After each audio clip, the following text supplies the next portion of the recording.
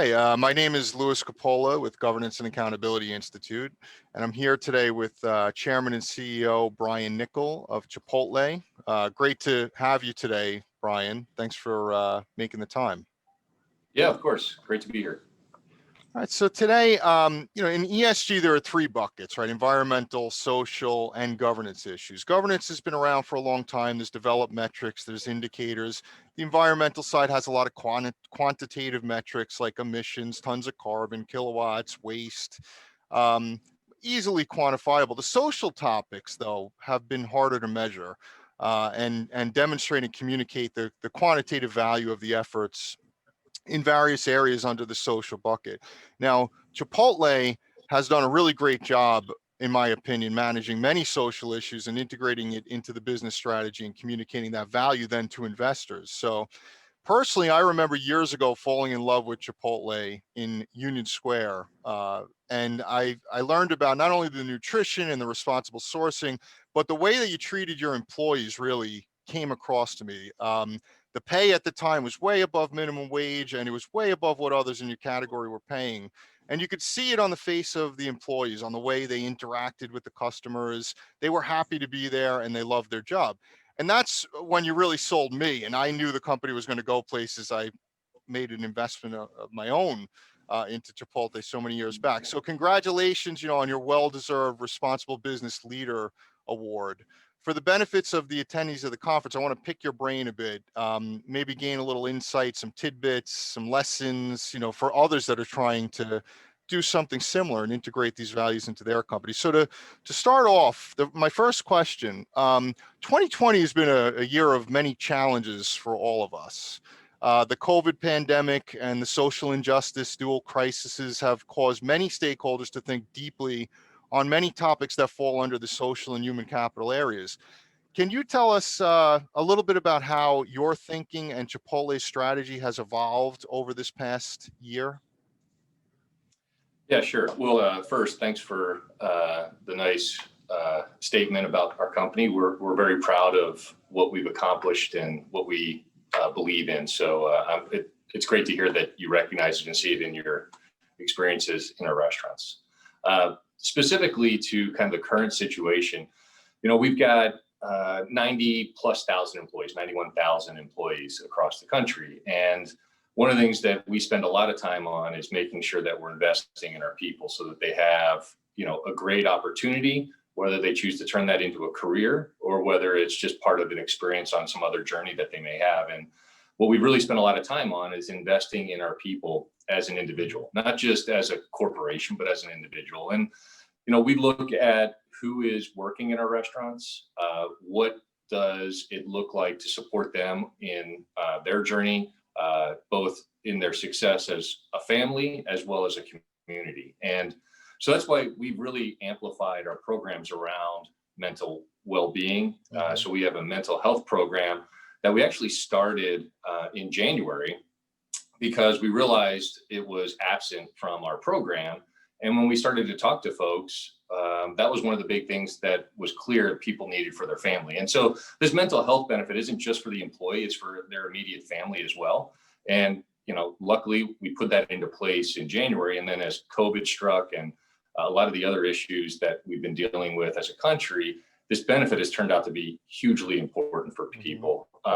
And so it's those types of things where frankly, we spend a lot of time listening to how our employees' lives are changing, what's affecting them in their community, and what can we do to support them so that they can be effective, not just in their job, but in their personal community life. And so implementing mental health benefits is an example. Another thing that we do that I believe is unique is we provide English as a second language, not just to our employee, but to everybody in their family. Because what we have found is a lot of these employees, they want to support their family as much as they want to support their team. And so if we can figure out how to surround them with opportunities that do just that, hopefully people are able to realize their ambitions, whether it's at Chipotle or even beyond Chipotle. Great. It's been amazing to watch, during this pandemic, how Chipotle has responded. So kudos to you guys. So what do you think? Along those lines, hey, Lou, just one thing along those lines, as I've had the opportunity to go out and visit our restaurants, when I talk to our employees, they are unbelievably grateful for the investment we put in them, as some of those benefits I talked about, but also with the wellness programs that we've surrounded them with. They have access to nurses on call. They have telemedicine. Obviously, we've always had a strong food safety culture and a strong only work when you're healthy culture. So the fact that we had to implement masks and some social distancing wasn't that difficult of a pivot for our guys, because they're like, oh, okay, you need me to wear a mask? The challenge, frankly, was finding a good mask. Once we found that, then the execution of it was very doable. And then obviously we stayed with our employees on the pay side of things. So, even though bonuses would have been negatively impacted, we delivered them as if they performed to plan. And we gave people restricted stock in the company. So they are shareholders as well. So they've been able to, benefit on the company's growth, as well as they've been able to benefit from the strength of our balance sheet to be able to invest in them financially, as well as these benefits. And I should have mentioned that, because that gives people peace of mind too, knowing that their restaurant's going to remain open, knowing that they're going to continue to get a paycheck, and then knowing that they have access to benefits that can keep them healthy during these challenging times. Right. And so, building on that a little bit, could you tell me what do you think the most important social issues for Chipotle are today, and how do they map sort of to the overall strategy and generate return on investment for the business? Yeah, look, I think the biggest opportunity for us to focus on from a social standpoint is explain to people the idea of education and opportunity. And when we do those things really well for our employees, two things happen. One, they stay with us, and then two, they grow with us. And the reason why I emphasize those 2 points is, as a company, we're growing. We're going to build hundreds of restaurants every year for the foreseeable future. And that means there's 100 more plus restaurant manager jobs. There's a much more field leader jobs, which is somebody that manages over or oversees 8 to 10 restaurants. More team director jobs. They oversee 40 to 50 restaurants. So and that's why we created programs like debt-free degrees, tuition reimbursement, because we want to get people the education, not just on the job education, but the additional education, so that they're prepared to step into these bigger opportunities. And when we explain to folks that, look, the growth is there for you, we need to build some capability in you. If you have the ambition, the opportunity exists. And that opportunity exists regardless of your color, your race, your religion. It is truly an inclusive opportunity. And I think that's one of the things that really resonates with our employees. And the thing that also resonates is when they look up and they see a field leader that looks like them.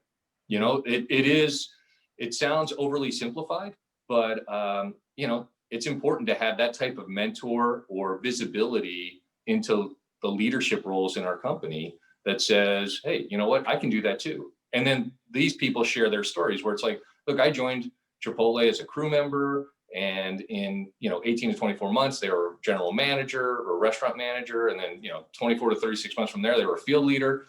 Next thing you know, they've got a really meaningful career and much more opportunity beyond just that. So we spend a lot of our time focusing on how do we build capability, develop these people so that they're able to go beyond the current job that they're in.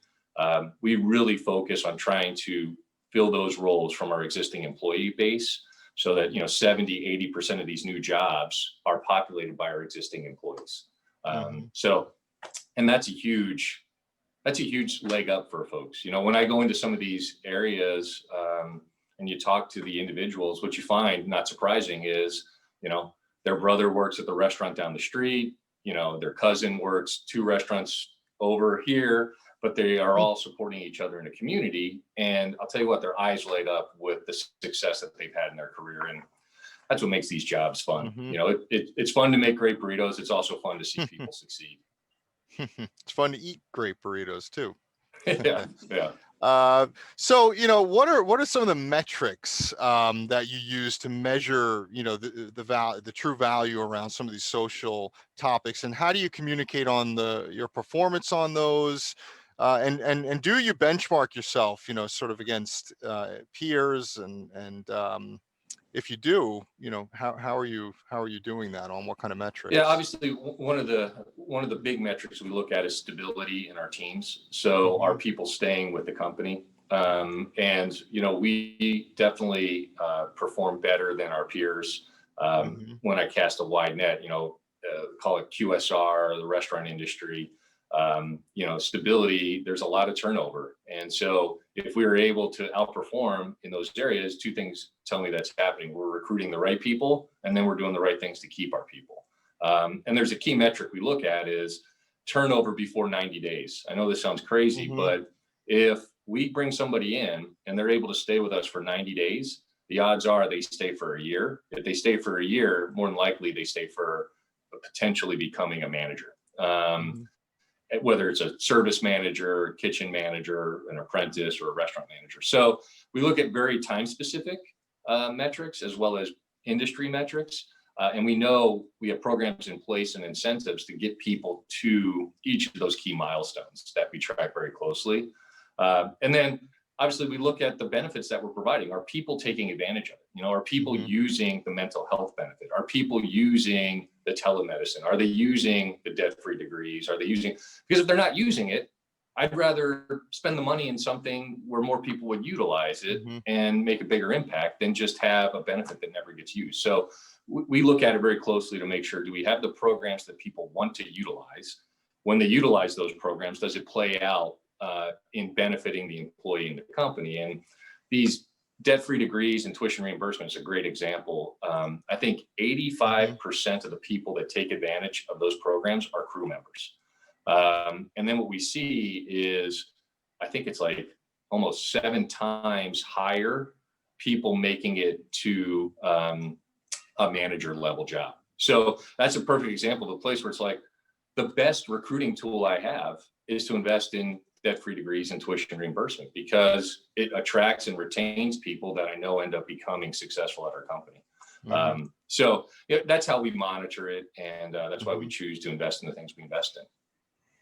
Great. And to sustainability is often framed as a journey, right? Along your journey, um, I'd like to kind of two questions here, but sort of what are the things that you're most proud of over your journey, and what challenges did you face, and what were the most important lessons learned that you might be able to leave others in the audience, as sort of advice? Yeah, sure. So obviously, sustainability is a big part of our mission. We state the idea of cultivating a better world through food with integrity. And obviously, one of the places we've spent a lot of time on is improving the food supply chain, and Hmm. specifically around regenerative farming, animal welfare practices. We know those are the right things to do for the animal, the farmer, the planet, and we also know you end up with more delicious food. Hmm. So it's a definite A+ priority for us. We've made progress, but we wish we were further along. We still don't have the ability to get 100% of organic rice, 100% Hmm. organic beans. It doesn't exist out there. Now we're continuing to work with farmers and commit to multi-year contracts so that people have the confidence to convert their fields to do it that way. And then we continue to talk to all the folks that raise animals. We get the call a lot of the times where it's like, well, geez, why aren't you buying pork from us? Why aren't you buying steak from us? Hmm. And the answer is, you got to hit our animal standard practices. For instance, right now, only 5% of the beef in the United States hits our standards. So as a result, we're forced to purchase beef outside the United States. I'm just like, boy, that's a real shame. We need to make better progress with small farms or companies that are willing to work towards getting animal welfare practices up to the standards that we believe are right for the animal and also right for the planet. And then, as I mentioned, it ultimately plays out in, I think, more delicious food. It's more nutritious, more wholesome, and it's tasty. So, Hmm. we have work to do and progress on that. But, one of the things that I'm also really proud of our team on is they get really creative when you bump into something where you're like, well, geez, how can we be better? And probably the best example is these gloves to trash bags kind of cycle that we're on, Mhm. we realized a lot of the gloves that our teams use, well, all the gloves that our teams use couldn't be recycled. And we go through a lot of gloves in a day, right? Every time somebody needs to change a task, they got to change their gloves. Mhm. And so the team came up with this creative solution where they found somebody that was willing to figure out how to turn those gloves into trash bags, which, is a huge opportunity for us. Now, it comes with a higher cost. These trash bags are more expensive, but at the end of the day, we think it's the right thing to do because we're able to minimize our waste footprint. And, most recently just did a pretty clever thing around using avocado pits as dye for shirts. And we're taking all that money and turning it around and investing it back into the fashion industry or textile industry to hopefully create more sustainable clothing. So we try to impact places where we're probably a really small player, and then we like to impact places where we're a really big player. And in the end, it syncs up really nicely with our values and the purpose of cultivating a better world. And I tell everybody when you join our company, look, I'm sure you can find examples of how we could be buying trash bags for cheaper, but we've made the choice to figure out how to be a better steward.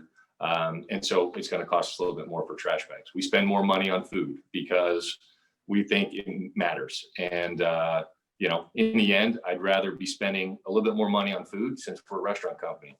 It makes a lot of sense. Mhm. And also it's the right thing to do for people. If we can give more people access to better food, then I think we're doing something right. I think so too. I think I know where I'm going for lunch today. Um, Well, we're just about out of time, so thank you so much, Brian, for making the time to talk with us today, and keep up the great work at Chipotle. All right, Thank you. thank you. Well, enjoy lunch. All right, thank you. I will. Take care.